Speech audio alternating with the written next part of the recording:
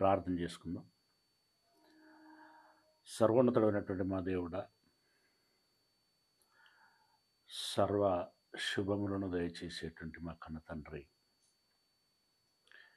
ఉదయకాల సమయంలో మరొకసారి మీ సన్నిధిలో ఉండి మీ మాటలను ధ్యానించగలిగేటువంటి ధన్యతని మాకు అనుగ్రహిస్తున్నందులకి కృతజ్ఞతాస్తులు చెల్లిస్తూ ఉన్నాం.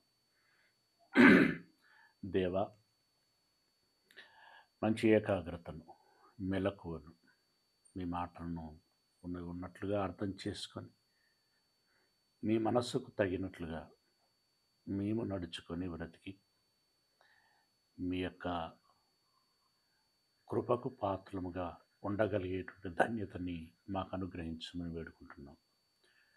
పరిశుద్ధాత్మ యొక్క సహాయం మా అందరి పట్ల ఉండాలని కోరుకుంటూ మీ ప్రియకుమారుడు మా ప్రభువునైనటువంటి క్రీస్తు యేసుల వారి మహిమ గల పరిశుద్ధ నామమున ప్రార్థించి విన్నపించుకుంటున్నాం మా పరమ తండ్రి. ఆమేన్.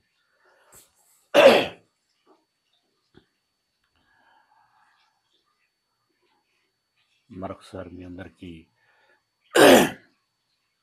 వందనాలు తెలియచేస్తూ, ప్రియమైనటువంటి దేవుని వల్ల దేవుడి మనస్సు ఎరిగినటువంటి పిల్లలు ఉన్నారా? దేవునికంటూ ఒక మనసు ఉంటుందని, ఆ మనసుకు కొన్ని ఇష్టాలు ఉంటాయని, అవి నెరవేరితే సంతోషంగా ఉంటాడు, లేదంటే బాధపడతాడు. ఆదామును బట్టి బాధపడ్డాడు, కయీనును బట్టి బాధపడ్డాడు, నోవహు కాలంలో ఉన్నటువంటి జనులను బట్టి బాధపడ్డాడు, లోతు కాలంలో ఉన్నటువంటి జనులను బట్టి బాధపడ్డాడు, ఇశ్రాయేలీల కాలంలో ఉన్నటువంటి జనులను బట్టి బాధపడ్డాడు, యేసుక్రీస్తుల వారి అపోస్తలుల వారి కాలంలో ఉన్నటువంటి జనులను బట్టి దేవుడు బాధపడ్డాడు. దేవుడు బాధపడ్డటువంటి తరాలే ఉన్నాయి తప్ప ఆనందించగలిగేటువంటి తరాలు పెద్దగా లేవు. ఇక ఈ తరాలన్నీ గడిచిన పిమ్మట ఇప్పుడు ఎవరి తరము అనంటే మన తరమే, క్రైస్తవులమైనటువంటి మన తరమే ఇప్పుడు నడుస్తున్నది. ఇప్పుడు క్రైస్తవులైనటువంటి వారి యొక్క అభిప్రాయము ఏమిటి అనంటే, ఆ తరాలలో దేవుడు బాధపడ్డాడేమో, ఆ ప్రజలు అలా ఉన్నారేమో, కానీ ఇప్పుడు అలాంటి పరిస్థితి ఉండదు. ఎందుకంటే మేమంతా క్రీస్తు యేసుల వారి పవిత్ర రక్తము చేత పరిశుద్ధపరచబడినటువంటి వారం. మమ్మును బట్టి దేవుడు ఆనందిస్తాడే తప్ప బాధపడేటువంటి ప్రసక్తే లేదు. మీరు చూడండి, ఏ క్రైస్తవుని తట్టి చూసినా, ఏ సంఘస్థులను మీరు ఆరా తీసినా, ఏ డినామినేషన్ వాళ్ళని, డయాసిస్ వాళ్ళని మీరు అడిగినా, మా సంఘము గొప్పది అని చెప్పుకునేటువంటి వారు ఉంటారే తప్ప మా సంఘం అంత బాగలేదండి, వేస్ట్ అండి అని ఉన్నది ఉన్నట్లుగా పారదర్శకంగా ఒప్పుకునేటువంటి వారు మనకి కనబడరు. అంటే ఎవరికి వారుగా మేము గొప్ప అంటే మేము గొప్ప అని చెప్పుకుంటున్నారు. మాది పరిశుద్ధ సంఘము అంటే మాది పరిశుద్ధ సంఘం అని పోటీ పడి మరి చెప్పుకుంటున్నారు. ప్రభు యేసు వచ్చినప్పుడు మా సంఘమే ఎత్తబడుతుంది అంటే మా సంఘమే ఎత్తబడుతుందని ఒకరికి ఒకరుగా పోటీ పడి చెప్పుకుంటున్నటువంటి పరిస్థితి.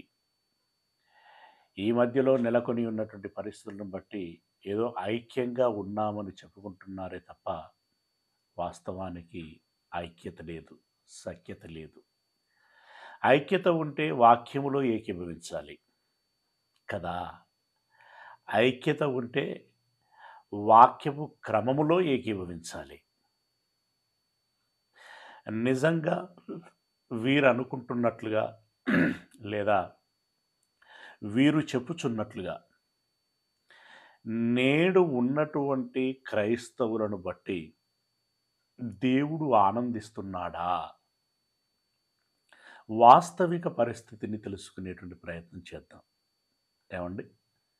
మన సంఘమును గురించి నేను ఎప్పటికప్పుడుగా దాదాపు 2, 3 నెలలకు ఒకసారైనా రిపోర్టు మెసేజ్‌లలో వస్తూనే ఉంటది. మన సంఘం పరిస్థితి ఏందని. ఆ సంఘానికి కాపరిని నేనే అయినా, దానికి బాధ్యత వహించాల్సింది నేనే అయినప్పటికినీ, ఎప్పటికప్పుడుగా దేవునికి నేను నివేదన చేసుకుంటూనే ఉంటాను. సంఘానికి, సమాజానికి స్టేట్మెంటు ఇస్తూనే ఉంటాను. ఉన్నది ఉన్నట్లు ఒప్పుకోవాలండి. దాచిపెట్టుకుంటే దాగేదేమీ కాదు. దేవునికి అంతా తెలుస్తుంది. ఇంకొక విధంగా చెప్పాలంటే ఒప్పుకున్నవాడు ధన్యుడు అనేటువంటి విషయం మనకు కనబడుతూ ఉంటుంది. గనక కప్పుకోవాల్సినటువంటి అవసరము లేదు. ఈ తరాన్ని బట్టి దేవుడు ఆనందిస్తున్నాడా? నోవహు కాలంలో ఉన్నటువంటి తరాన్ని బట్టి దేవుడు ఎందుకు సంతాపపడ్డాడు? ఎందుకు హృదయములో నొచ్చుకున్నాడు? ఎందుకు జల ప్రళయము అనేటువంటి శిక్షని తీసుకొచ్చాడు అనంటే, చెడుతనము గొప్పదిగా ఉండిపోయింది. ఇలాంటి వారినా నేను కన్నది అని దేవుడే ఆవేదన చెందాడు. సాధారణంగా ఈ మాట మనుష్యుల నోట వింటాం. ఎలాంటోడు పుట్టాడు నా కడుపులో, ఇంత దరిద్రుడు పుడతాడని నేను అనుకోలేదు, ఇంత ఘోరమైనటువంటి వ్యక్తి పుడతాడని నేను అనుకోలేదు, నన్ను అవమానం పాలు చేశాడు అని చెప్పి బాధపడుతూ ఉంటారు. కానీ అందరికంటే ముందుగా బాధపడినటువంటి కన్న తండ్రి దేవుడు. అయితే ఆ బాధ ఎల్లప్పుడూ ఉండకూడదు అనేటువంటి ఉద్దేశంతో కొత్త తరమును దృష్టిలో పెట్టుకొని పులిసిపోయినటువంటి పాత తరాన్ని తీసేయాలని జలప్రళయాన్ని తీసుకొచ్చాడు. ఎందుకంటే పులిసిన పిండి కొత్త పిండిలో కలిస్తే కొత్త పిండి కూడా ఏమవుతుంది? పాడవుతుంది.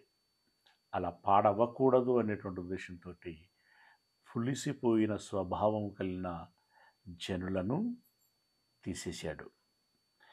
ఇక లోతు కాలంలో సొదొమ గొమొర్రాల పట్టణముల మీదకి అగ్నిగంధకములు ఎందుకు వచ్చాయి అనంటే, పట్టణాలన్నీ చాలా దుర్మార్గంగా, చాలా ఘోరంగా, చెప్పనలవి కానంత తీవ్రమైనటువంటి నేరాలతో మునిగిపోయింది ఆ పట్టణం. అలాంటి పట్టణం బ్రతికి ఉంటే లోకములో ఉన్నటువంటి పట్టణాల మీద ప్రభావం చూపిస్తుంది. కనుక ఆకాశము నుండి అగ్నిగంధకాలను కురిపించి పట్టణాన్ని ధ్వంసం చేశాడు. అయితే ఈ 2 సందర్భాలలో పాపానికి అలవాటు పడిపోయినటువంటి ప్రజలు ఇది పాపమే కాదన్నట్టుగా ప్రవర్తిస్తున్నారు. దేవుడేమో చాలా బాధపడిపోతున్నాడు. అయితే వారు చేసినటువంటి తప్పిదములను వారి దృష్టికి తీసుకొస్తూ ఉన్నాడు.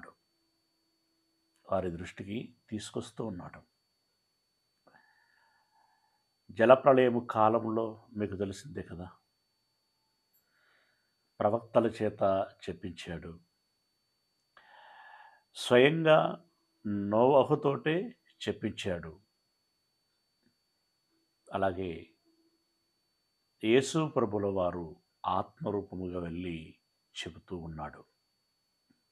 కానీ ఈ జనులెవ్వరు కూడా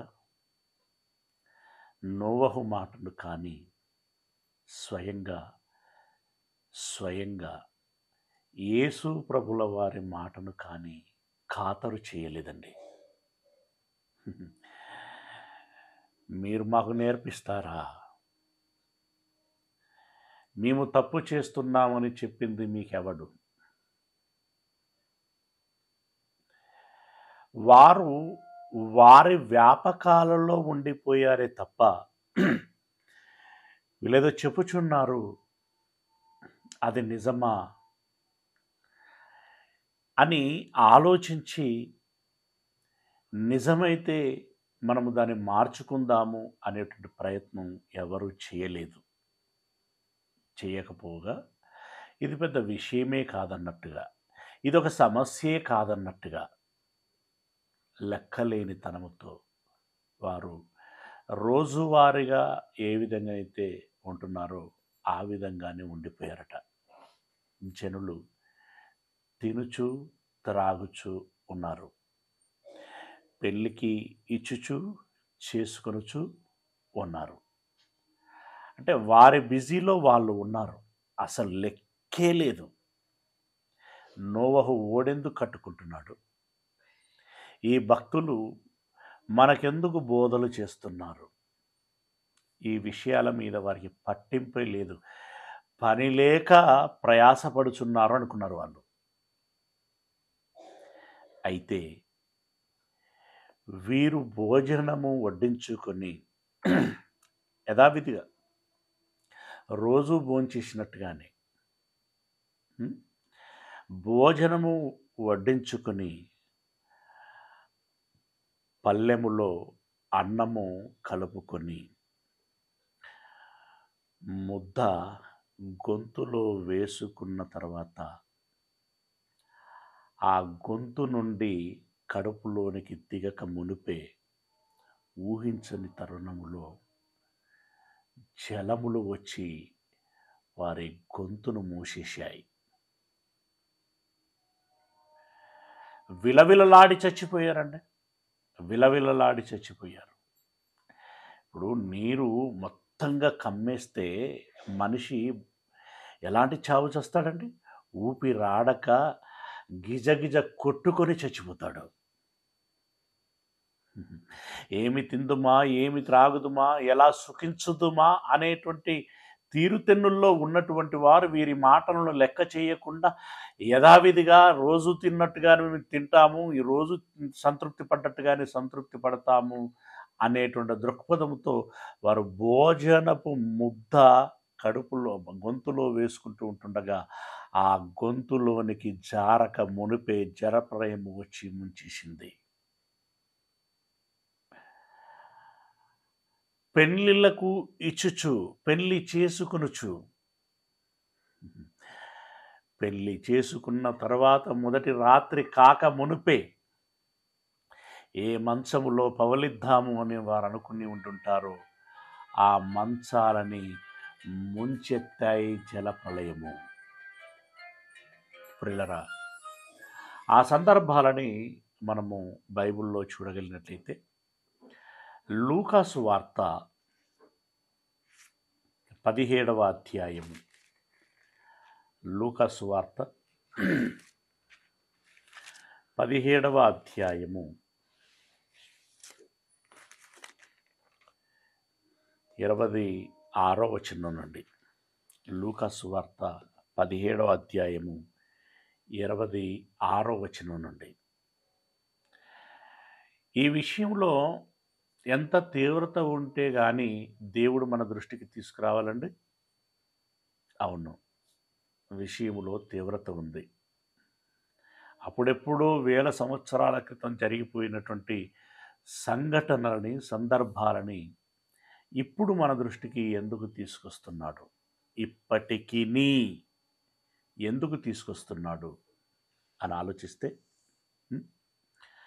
26వ వచనం, నోవహు దినములలో జరిగినట్లు మనుష్య కుమారుని దినములలోనూ జరుగును.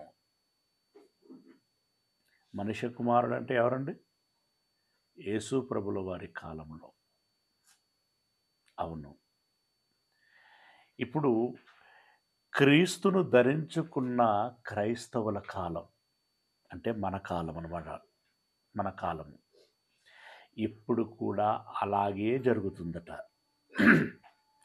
రెండవదేంటంటే, యేసు ప్రభుల వారు మరలా రాబోచున్నారు.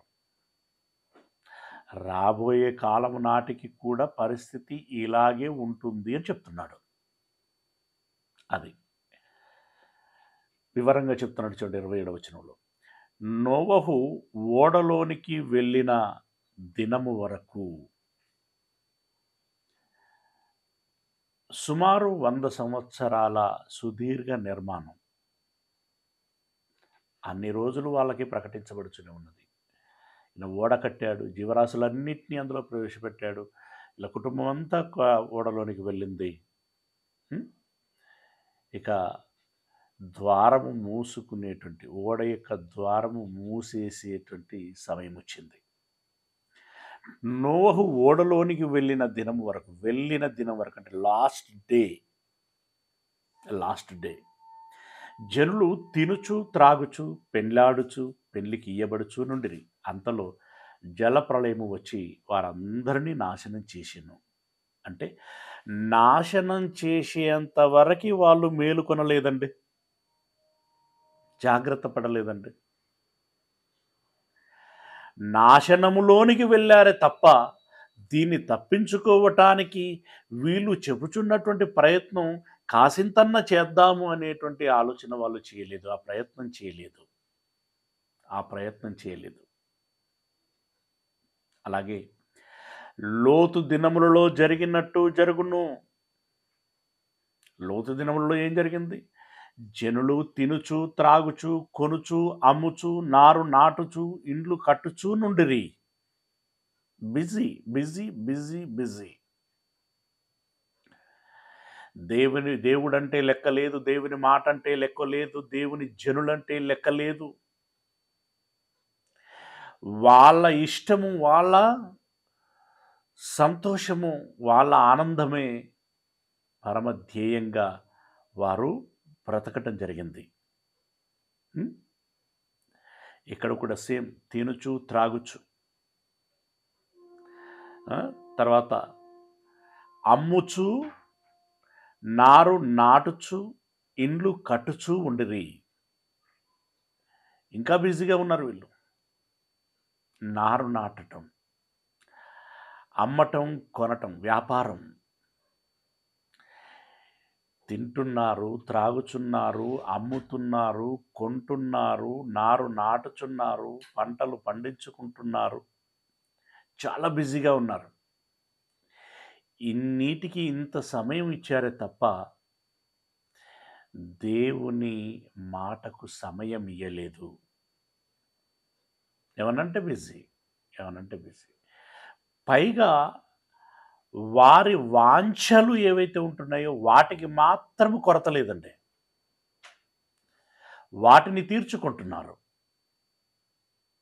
అవి సక్రమమా అక్రమమా అనేటువంటి వాటితో సంబంధం లేకుండా వారి ఇష్టాలను మాత్రము, కోరికలను మాత్రము తీర్చుకుంటున్నారు. కానీ దేవుని మాటకు వారు విలువనివ్వలేదు. పాపము పండిపోయింది. తెలుసు కదా, నీతిమంతుడు లేడు, ఒక్కడును లేడు అని అపోస్తలుల కాలంలో చెప్పినటువంటి దాని వలనే ఆ రోజుల్లో లోతు మినహా సొదొమ గొమొర్రా పట్టణాలలో నీతిమంతుడనేటువంటి వాడు లేడు. ఇలా వీరు కూడా త్రాగుచున్నారు, అమ్ముచున్నారు, నారు నాటుచున్నారు. ఈ బిజీలో వీళ్ళు ఉంటుండగా కొన్నది ఇంటికి తెచ్చుకోక మునిపే, అమ్మిన దాని వెల లెక్కించక మునిపే, నాటిన దాని పైరు పెరగక మునిపే జలప్రళయము వచ్చింది, వారిని ముంచింది. ఆకాశము నుండి అక్కడ జలప్రళయం వస్తే ఇక్కడ అగ్నిగంధకములు వచ్చాయి. ఆకాశము నుండి అగ్నిగంధకములు కురిసి వారినందరినీ నాశనము చేసెను. ఓకే, ఇలా జరిగిందా? దేవుడు చెప్పుతున్న ఈ మాటను మీరు నమ్ముచున్నారా? అయితే నోవహు దినములలో ఏ విధంగానైతే జరిగిందో, లోతు దినములలో ఏ విధంగానైతే జరిగిందో, ఆ ప్రకారమే మనుష్య కుమారుడు ప్రత్యక్షమగు దినమున జరుగును అని అన్నాడు. అంటే యేసు ప్రభుల వారి రెండవ రాకడ దినం వరకు కూడా పరిస్థితి అలాగే ఉంటుంది. ఎవరు వినరు. పాస్టర్లు అనేటువంటి వారు ప్రకటిస్తూ ఉంటారు. ఇందులో మళ్ళీ దొంగ పాస్టర్లు అనేటువంటి వారు ప్రకటిస్తూనే ఉంటారు. చర్చిలలో ఉన్నటువంటి వారు విన్నట్టుగా నటిస్తారే తప్ప వాళ్ళు వినరు. విన్నా స్వీకరించరు.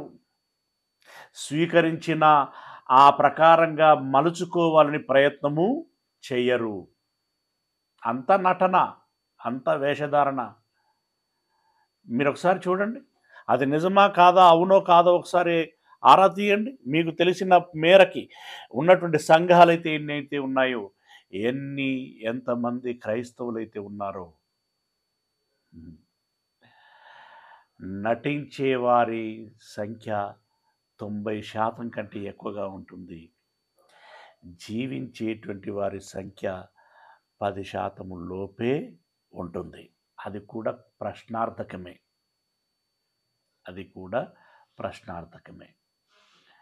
మరి ఇప్పుడు వీళ్ళేంటి? వీరు బిజీ.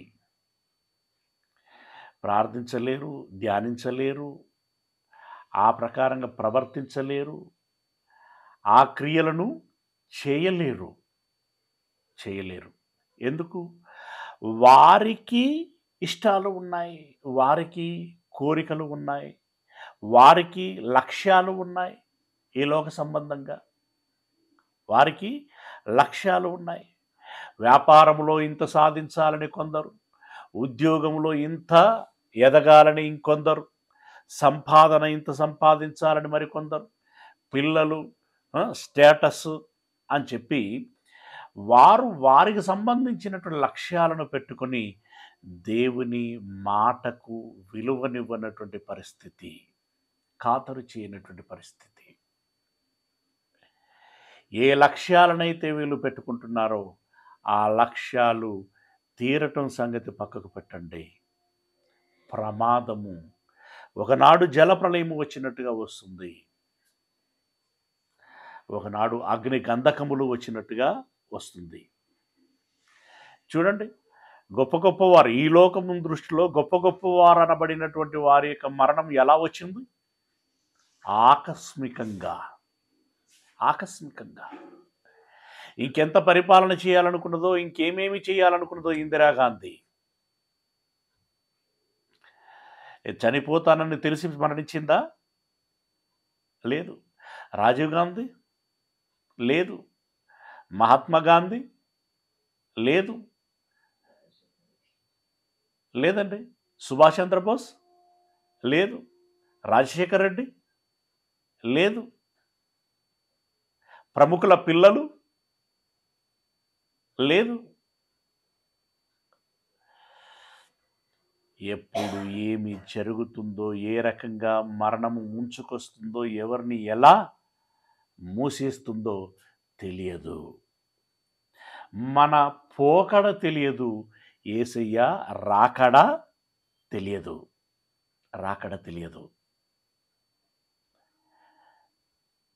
అలా జరిగితే అది జరిగేలోపు మనము సిద్ధపడి ఉండకపోతే మన బ్రతుకు కూడా అలాగే అంధకారమైపోతుంది, భయంకరంగా ఉంటుంది. ఇప్పుడు మనుష్య కుమారుడు వచ్చినటువంటి దినములలో కూడా అలాగునే జరుగును అనంటే, ఇప్పుడు చెప్పండి, జలప్రళయంలో దేవునికి ఇష్టమైనటువంటి పిల్లలు ఎంతమంది? నోవహు మినహా మనకు ఎవరు కనిపించరు కదా. సొదొమ గొమొర్రా పట్టణంల విషయంలో లోతు తప్ప మనకు కనిపించేటువంటి వ్యక్తులు ఎవరు లేరు కదా. మరి అప్పుడు జరిగినట్టుగానే ఇప్పుడును జరుగును అనంటే ప్రపంచంలో 400 కోట్ల మంది క్రైస్తవులు ఉన్నారని చెప్పుకుంటున్నాం కదా. అయితే అందులో మిగిలేటువంటి, అంటే దేవునికి నచ్చి బ్రతికేటువంటి భక్తులు ఎంతమంది ఉన్నట్లు,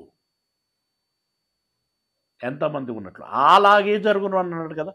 అలాగే జరుగును అంటే అందరూ ఏరి ఏరి పాడేయబడేటువంటి వారే, పాడేయబడేటువంటి వారే. మరి మిగిలేటువంటి వారు ఎంతమంది అని అంటే, వారు ఓ 100 మంది, ఓ 1000 మంది, మేబీ అంతకంటే ఎక్కువగా ఉండదు. ఏమండి? ఎందుకంటే కొద్దివారే అని అన్నాడు, కొద్ది మందే. ఆ కొద్ది మందిలో నీవు నేను ఉన్నామా? ఉండకపోతే దుర్భరం, భయంకరం, ప్రమాదం, నాశనం, నిత్య నరకం. అది భయంకరం కదా, పిల్లరా. మనల్ని మనము పరీక్షించుకోవటానికి దేవుడు మరొక అవకాశము ఈ ఉదయకాల సమయంలో మనకి ఇచ్చి దృష్టికి తీసుకొస్తున్నాడు.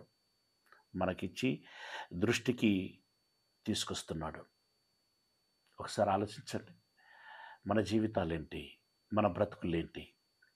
అంటే చుట్టూ ఉన్నటువంటి క్రైస్తవుల మాటలు వింటూ మనం కూడా ఏమరపాటులోనికి వెళ్ళిపోతున్నామేమో. ఏమని? మనం మనుషులం కదండి.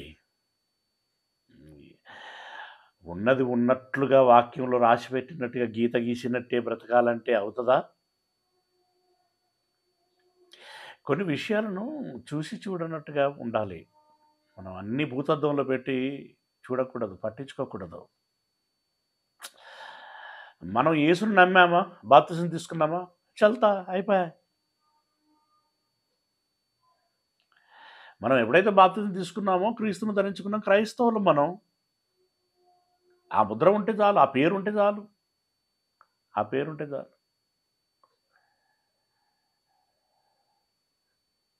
క్రైస్తవులముగా పేరు గావించితే చాలు, వారు ఎవరిని దేవుడు విడిచిపెట్టడు. రక్షించబడతాం, మనము పరలోకం చేర్చబడతాము అని వాళ్ళు చెప్పి మాట్లాడేటువంటి మాటలను బట్టి మనం కూడా ఇలాంటి అవకాశం ఉందన్నమాట. ఎందుకంటే వాళ్ళ మాటలు విని విని విని విని మనము కూడా ఆ భ్రమలోనికి వెళ్ళిపోతాం. దయచేసి మనం వినవలసింది బోధకుల మాట కాదు, బోధించబడుచున్నటువంటి లేఖనాలను. బైబిల్లో ఏం రాయబడి ఉన్నది, ఏంటి పరిస్థితి? ఇక్కడ అదే కథ చెప్తున్నది. నోవహు దినములలో, లోతు దినములలో జరిగినట్లుగానే మనిషి కుమారుని దినములలో జరుగును అని అంత ఖచ్చితంగా చెప్తున్నాడంటే, జలప్రళయాన్ని ఊహించుకోండి. జలధరిస్తుంది కదా ప్రాణం. అగ్నిగంధములు కురిసినటువంటి వేలను మీరు గమనించండి. ఎంత భయంకరం అది, ఎంత తీవ్రమైనటువంటి విషయం అది. పిల్లరా, అంతే తీవ్రత ఇప్పుడు ఉంటుంది అని అంటున్నాడు. మరి ఇప్పుడు అలాగే ఉంటారు అంటే ఎలాగుంటారు? ఎమరపాటుతో ఉంటారు, నిర్లక్ష్యంతో ఉంటారు, వారి వ్యాపకాలలో ఉంటారు. పిల్లరా, కాబట్టి మనం ఏం విన్నాము, ఏం నేర్చుకున్నాము, ఎంత మారాము అనేటువంటిది ముఖ్యం. మిమ్మల్ని మీరు పరీక్షించుకోండి, మనల్ని మనం పరీక్షించుకుందాం. మనం ఎంత మారాము? మనకు నచ్చినంతగా మారామా? దేవునికి ఇష్టమైనంతగా మారామా? క్రాస్ చెక్ చేసుకోండి మిమ్మల్ని మీరే. మీరెంత మారారు? మనకు నచ్చినంతగా మారితే చెల్లదండి. ఇప్పుడే మీరు గుర్తించండి, మనకు నచ్చినంతగా మనం మారితే చెల్లదు. దేవుడు కోరుకున్నంతగా మనం మారాలి. అంటే సంపూర్ణంగా మారాలి. పూర్ణ హృదయం, పూర్ణ ఆత్మ, పూర్ణ మనస్సు. అంత సంపూర్ణత మనలో ఉన్నదా లేదా అని చూసుకోవాల్సినటువంటి అవసరత ఉంది. దేవుడు మనల్ని చూస్తున్నాడు, ఎరుగుచున్నాడు. మనం దేవునికి నచ్చాలి. మనల్ని చూసి దేవుడు ఇష్టపడాలి, సంతోషించాలి. నా పిల్లలు అని గర్వంగా ఒక యోబును గురించి చెప్పుకున్నట్టుగా చెప్పుకోగలగాలి. ఒక దావీదును గురించి చెప్పుకున్నట్టుగా చెప్పుకోవాలి. ఒక యేసయ్యను గురించి చెప్పుకున్నట్టుగా చెప్పుకోవాలి. ఇంతకీ దేవుడికి మనసు ఉందంటారా? దేవుడికి మనసు ఏంటండి? ఉంటే గింటే మనకుంటుంది. ఆ మనసుకు ఇష్టాలు ఉంటాయి.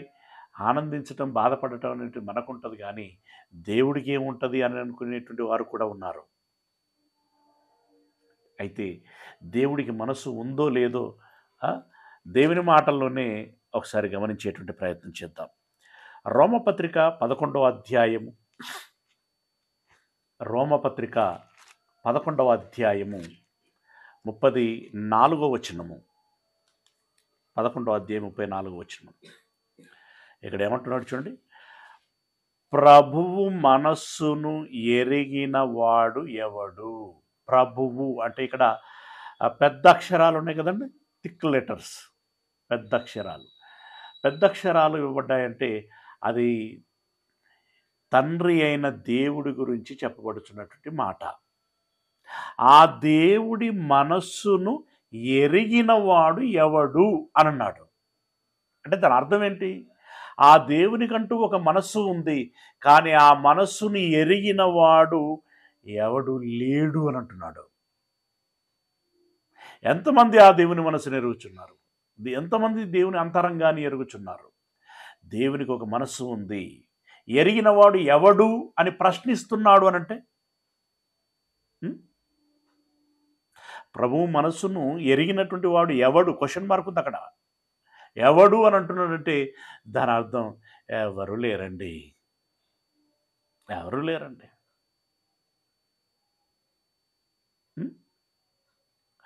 నా భార్య మనసు ఏంటని ఆలోచిస్తాడు, నా భర్త మనసు ఏంటనేది ఆలోచిస్తాడు, పిల్లలేంటి, వీళ్ళ మనస్సులను ఆలోచిస్తూ ఉంటారు తప్ప దేవుడి మనస్సును ఎరిగినటువంటి వాడు లేడు.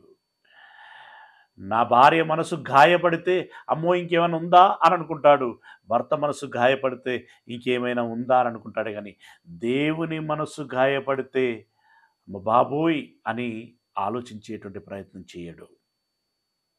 అవునా? దేవునికి ఒక మనస్సు ఉంది.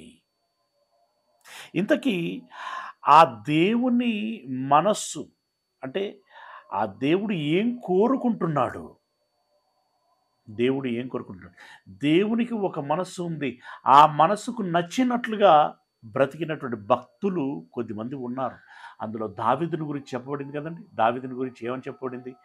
ఇతడు యెషై కుమారుడైనటువంటి దావీదును నేను కనుగొంటిని, అతడు నా ఇష్టానుసారమైన మనుష్యుడు అని అన్నాడు కదా. అపోస్తలులు 13:22లో ఉంటుంది, తర్వాత చదువుకోండి.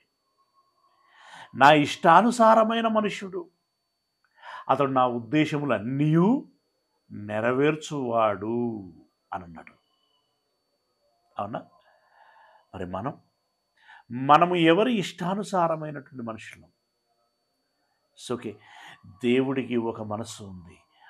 ఆ మనస్సుకు ఉన్నటువంటి ఇష్టం ఏమిటి, కోరిక ఏమిటి అని మనం ఆలోచిస్తే తిమోతికి రాసినటువంటి 2వ పత్రిక 2వ అధ్యాయము 4వ వచనం. తిమోతికి రాసినటువంటి 2వ పత్రిక 2వ అధ్యాయము 4వ వచనం. 2వ పత్రిక 2వ అధ్యాయము 4వ వచనం.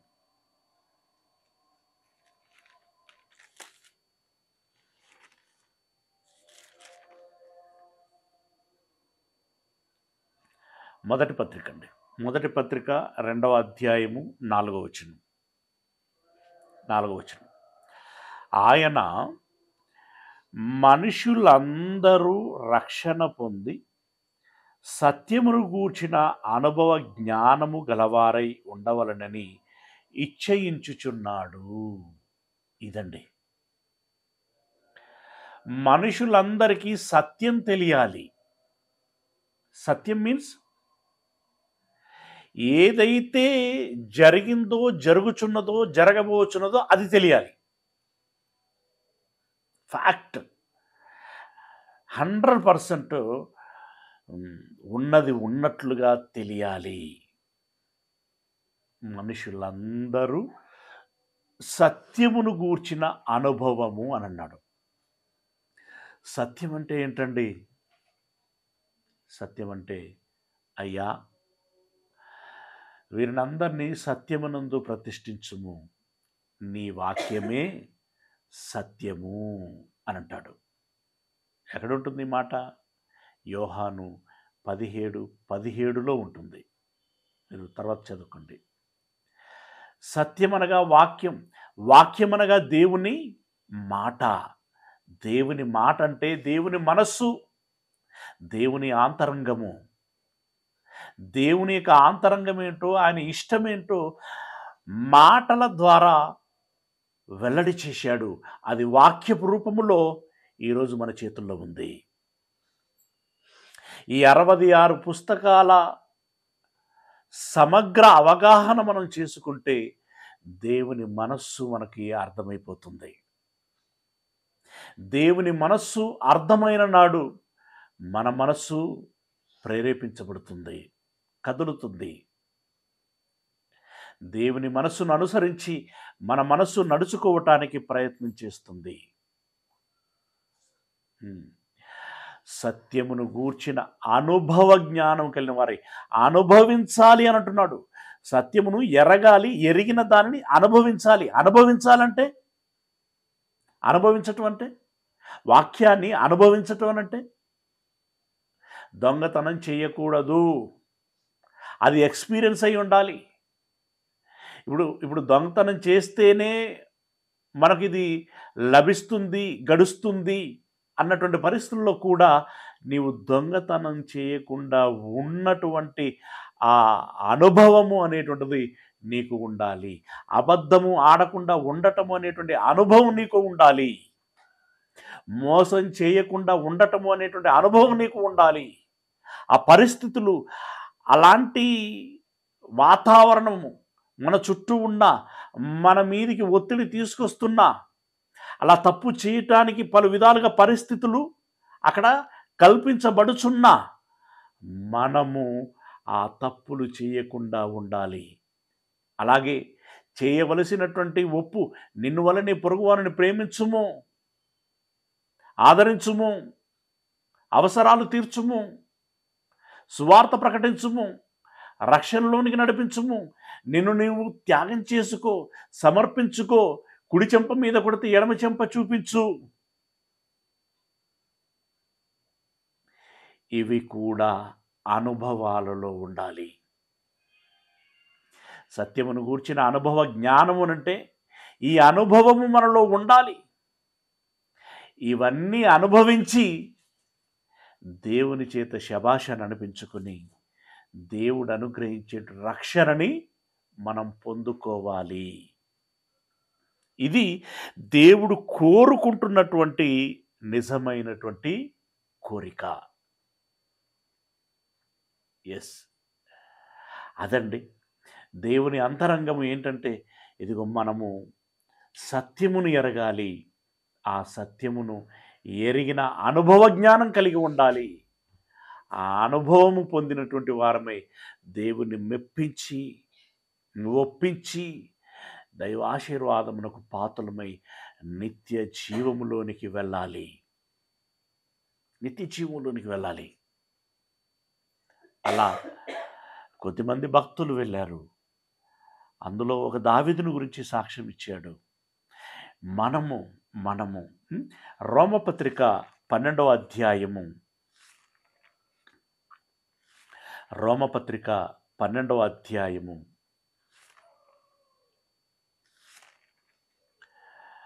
2వ వచనం, 12వ అధ్యాయము 2వ వచనం,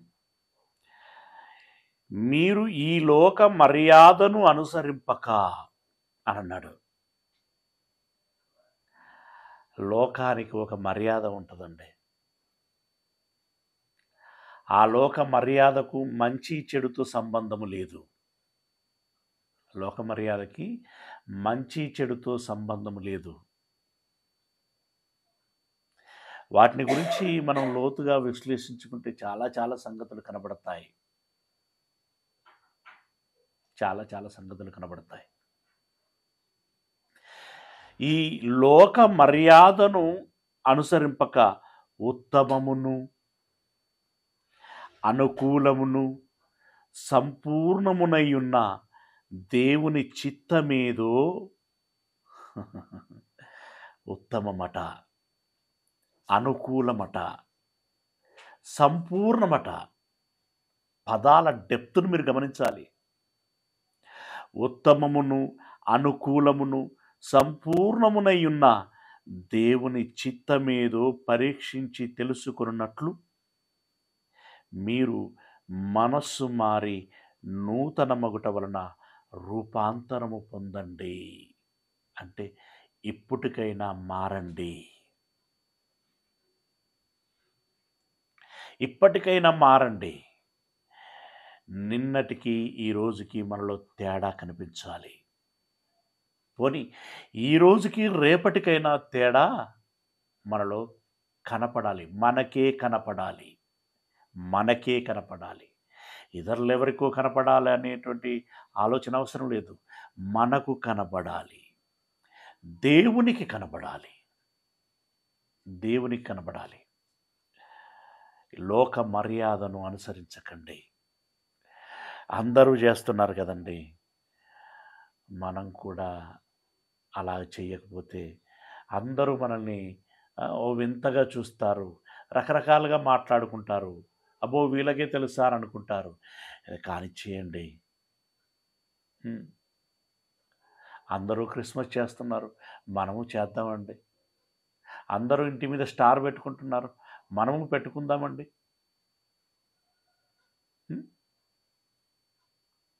అందరూ విందు చేసుకుంటున్నారండి, ఆ విందులో తాగుచున్నారండి. అందరూ త్రాగుతూ ఉంటే మనం త్రాగకపోతే వాళ్ళు ఫీల్ అవుతారండి. ఇంకా దాంట్లో చాలా ఉంటాయి. విగ్రహారాధన చేస్తున్నటువంటి క్రైస్తవులు ఉన్నారు, మనకు తెలియంది కాదు. సిలువను గురించినటువంటి ఆలోచన వారి దృష్టిలో ఎలాగుంటుందో మనకు తెలుసు.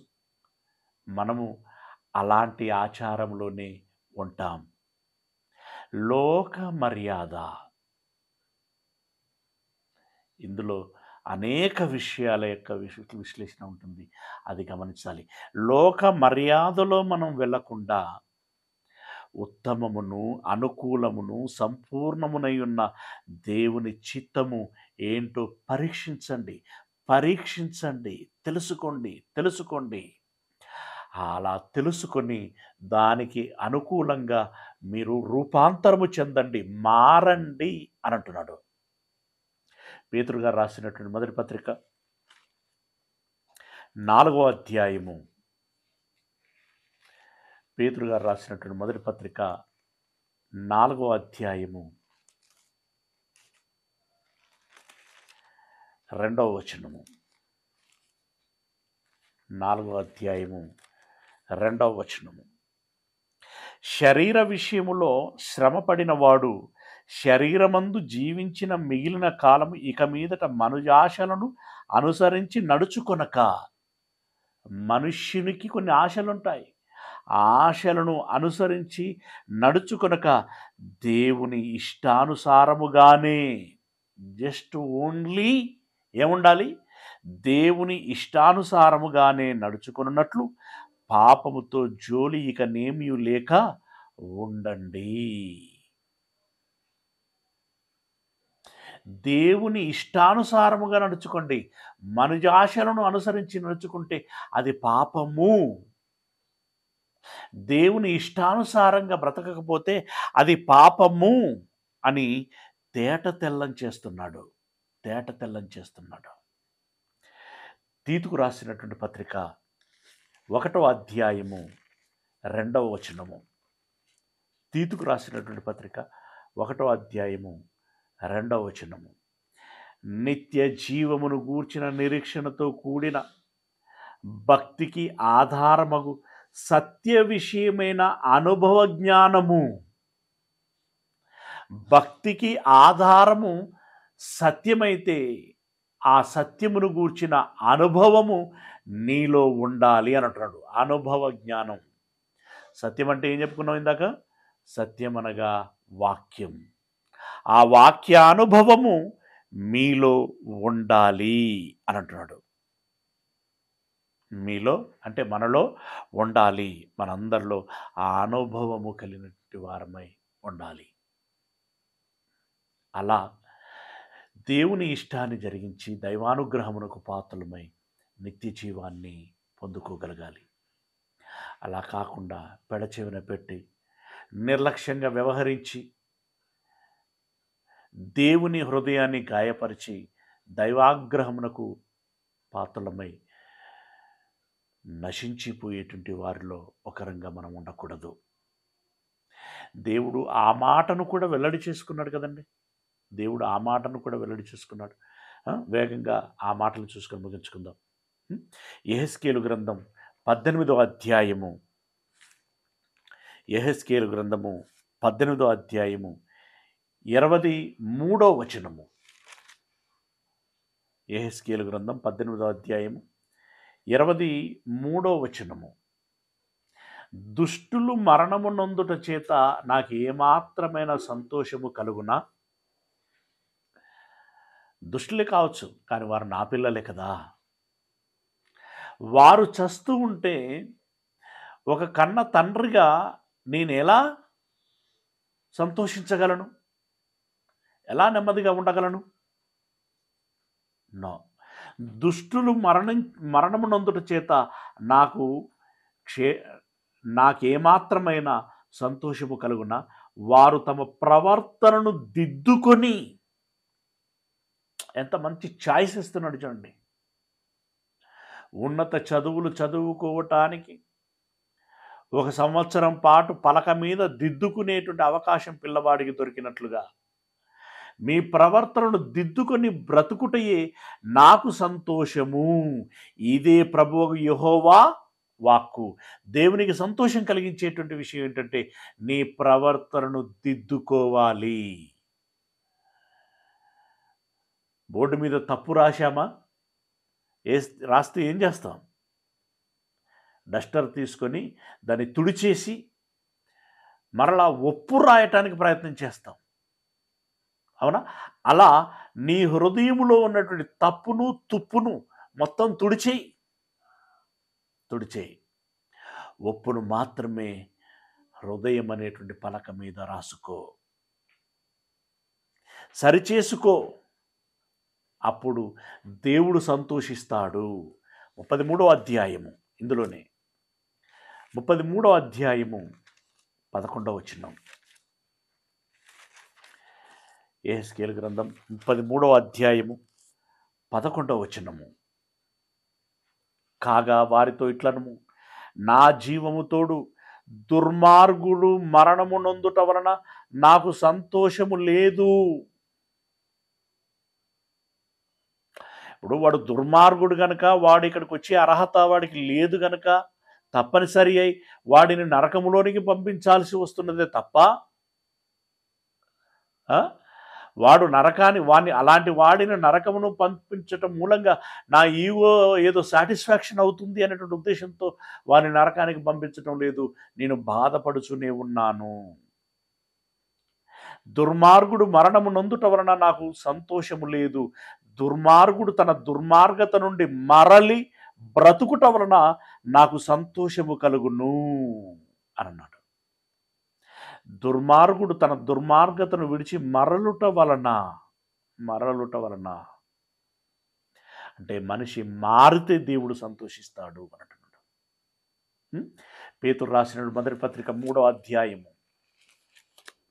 పేతురు గారు రాసినటువంటి మొదటి పత్రిక 3వ అధ్యాయము 9వ వచనము. మొదటి పత్రిక 3వ అధ్యాయము 9వ వచనము.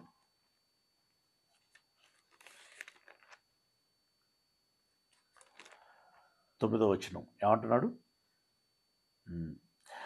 ఆశీర్వాదమునకు వారసులవుటకు. ఎవరి ఆశీర్వాదం? దైవాశీర్వాదం. ఆశీర్వాదమునకు వారసులవుటకు మీరు పిలువబడితిరి. సువార్త వలన మనల్ని పిలిచాడు కదా. దేనికోసం పిలిచాడు అంటే ఆశీర్వాదములకు వారసులవుటకు మీరు పిలువబడితిరి గనుక కీడుకు ప్రతి కీడెవరును, దూషణకు ప్రతి దూషణను చేయక దీవించండి. ఇలాంటి మార్పులోనికి మీరు రండి. ఇలాంటి గొప్ప బ్రతుకును మీరు బ్రతకండి. కనుక దేవుని వారలరా, ఒకసారి ఆలోచించండి.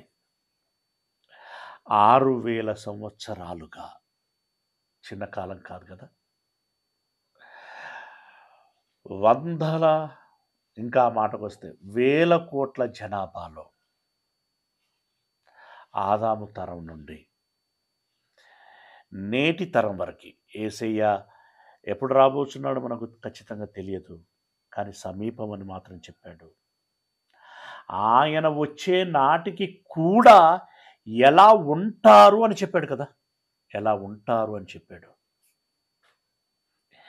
ఎన్ని తరాలలో ఇంతమందిని కని పెంచి పెద్ద చేసి బుద్ధి మాటలు చెప్పినటువంటి కన్న తండ్రికి ఆవేదనే మిగిలింది తప్ప ఆనందం ఎన్నడూ పెద్దగా కలగలేదండి.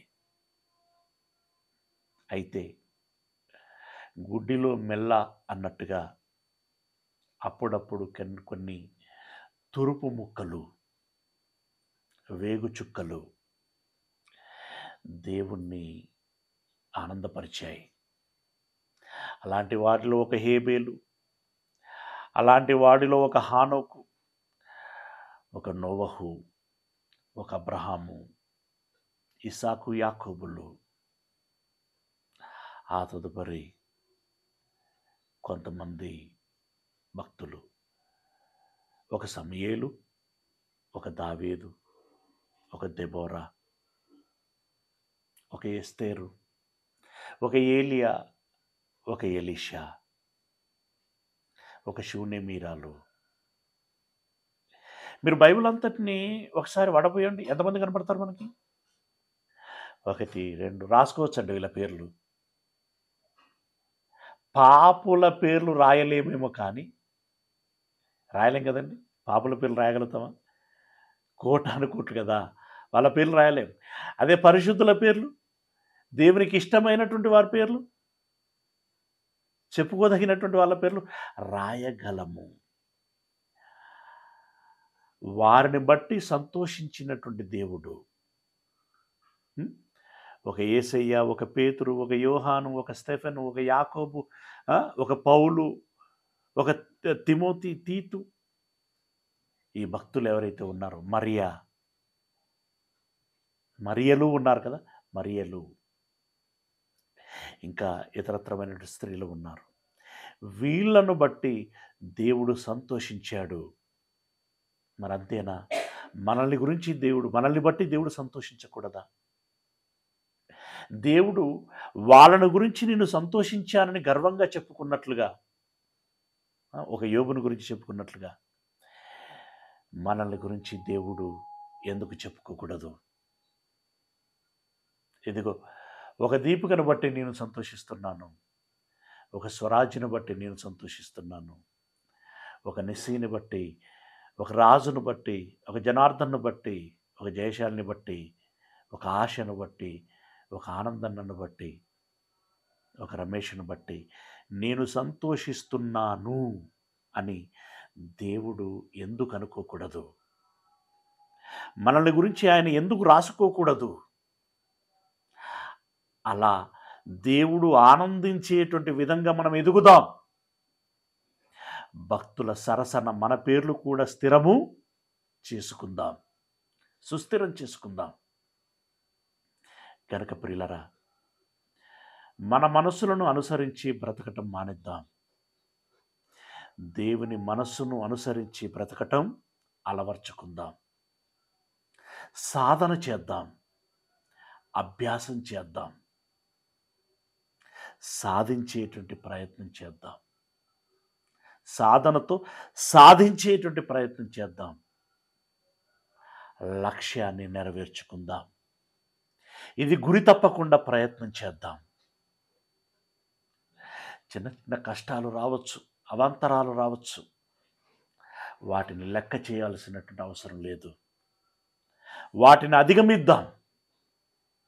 దేవుని ఇష్టాన్ని నెరవేర్దాం. ఒక కన్న తండ్రి ఇష్టము, అది దేవుడి ఇష్టం.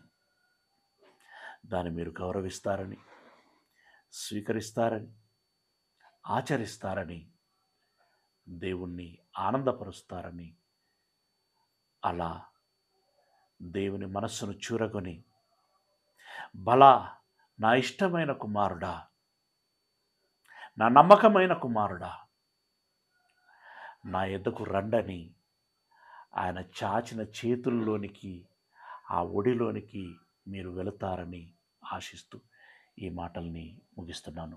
ప్రార్థన చేసుకుందాం. సర్వోన్నతుడైనటువంటి మా దేవుడా, మీ పాదములకు మరొకసారి వందనాలు చెల్లిస్తున్నాను. మీ మాటల్ని ధ్యానించామయ్యా.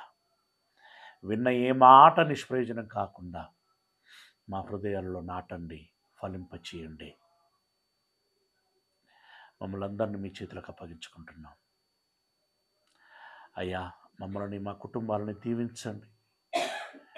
నిత్య రక్షణలో శాశ్వత స్థానాన్ని సంపాదించుకోగలిగేటువంటి కృపా భాగ్యమును మాకు దయచేయమని మమ్మల్ని అందరినీ మీ చేతులకు అప్పగించుకుంటూ, ప్రస్తుతం బ్రతుకుచున్నటువంటి బ్రతుకులు ఉన్న అవసరాలను తీర్చండి, నెమ్మదిని అనుగ్రహించండి. మీ పిల్లల పనులలో, పాటలలో మీరు తోడై ఉండండి. అంతిమంగా ఈ లోకములో మీరు ఇచ్చినటువంటి జీవితం యొక్క ఉద్దేశం ఏదైతే ఉందో దాన్ని నెరవేర్చి అయ్యా, మీరు అనుగ్రహించేటువంటి నిత్య జీవము అనేటువంటి ఆ బహుమానము పొందుకోగలిగేటువంటి కృపను అనుగ్రహించమని మమ్మల్ని అందరినీ మీ చేతులకు అప్పగించుకుంటూ, మీ ప్రియకుమారుడు ప్రభువునైనటువంటి క్రీస్తు యేసుల వారి మహిమగల పరిశుద్ధ నామమున ప్రార్థించి విన్నపించుకుంటున్నాం మా పరమ తండ్రి. ఆమెన్. మన కన్న తండ్రి అయినటువంటి దేవుని ప్రేమ, ప్రభు అయినటువంటి యేసుక్రీస్తు వారి యొక్క కృపారక్షణ, పరిశుద్ధాత్మ యొక్క అన్యోన్య సహవాసము, సహాయం ఈ మాటలు విన్నటువంటి మనందరికీ, విన్న మాటలను అనుసరించి నా కన్న తండ్రి ఇష్టాన్ని నేను నా జీవితంలో కలిగి ఉండి ఆయన ఆశీర్వాదములకు పాత్రలమై నిత్య జీవాన్ని, సంతోషాన్ని పొందుకోవాలని ప్రయత్నం చేసేటువంటి ప్రతి బిడ్డకి తన ప్రయత్నం అంతటిలో ఎల్లకాలము తోడై ఉండును గాక. ఆమెన్. ఆమెన్.